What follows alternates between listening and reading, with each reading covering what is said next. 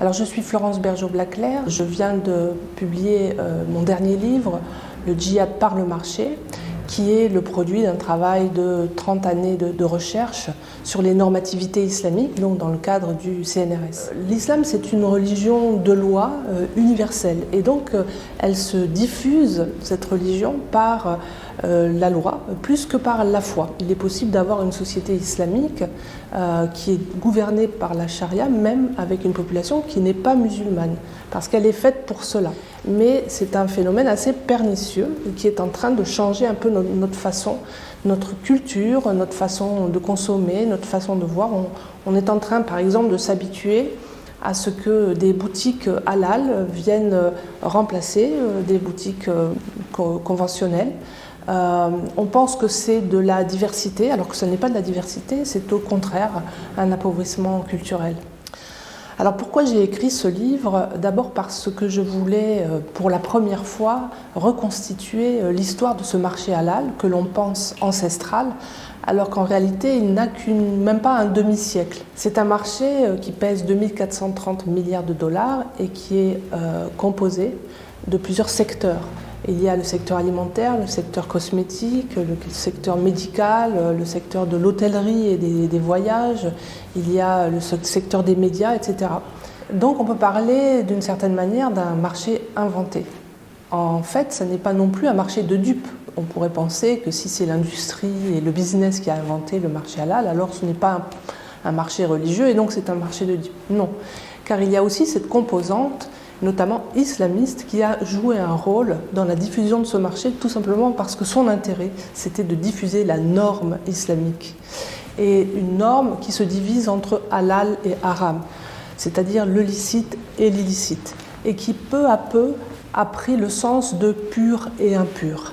De sorte qu'aujourd'hui, le halal n'est pas une culture qui viendrait s'agglomérer à un existant inclusif, c'est plutôt une norme de pureté qui s'impose et qui par conséquent tend à remplacer ce qui existe déjà.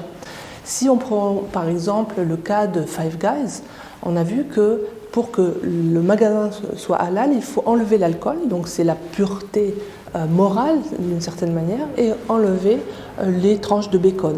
Et ces tranches de bacon, on va les cuisiner à part, parce qu'elles deviennent finalement illicites, elles deviennent impures. Donc c'est ce phénomène-là qui est derrière la prolifération du halal.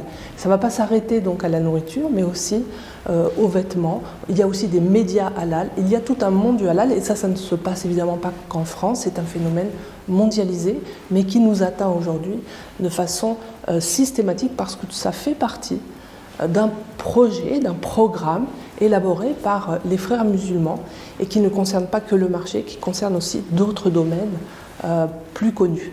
Mais c'est vrai que le marché halal, c'est peut-être le djihad le plus dangereux pour nos sociétés, parce que nous cédons à l'appât du gain, parce que nous ne nous rendons pas compte de ce qui est cherché derrière cette diffusion des normes islamiques qui divisent le monde entre ce qui est licite, illicite, entre ce qui est pur et impur.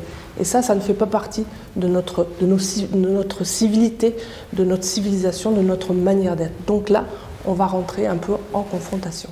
Alors souvent, on nous explique que la viande halal n'est pas différente de la viande non halal, qu'elle a le même goût, qu'il n'y a finalement qu'une différence symbolique. Ce n'est pas vrai. Il y a des différences matérielles, et notamment au niveau de la saignée des animaux. Alors tous les animaux qui passent dans les abattoirs modernes sont saignés.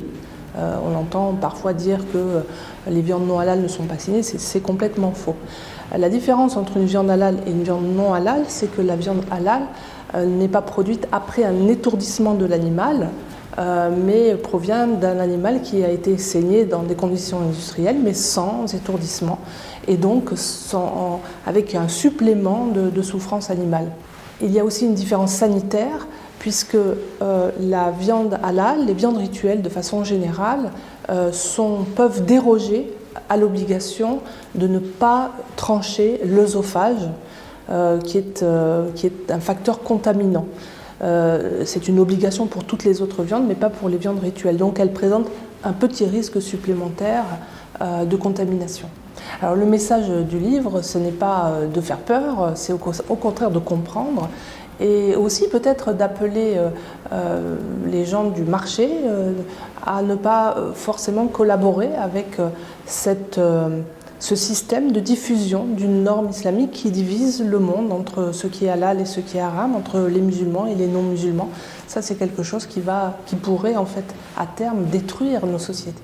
Donc c'est un livre qui est basé bien sûr sur des recherches scientifiques, mais je l'ai écrit pour qu'il s'adresse à tout le monde, aux citoyens, aux décideurs, aux gens qui ont des responsabilités, à nos politiques bien sûr, pour qu'on sache mieux, pour qu'on connaisse mieux ce phénomène qui dépasse très largement celui de l'alimentation.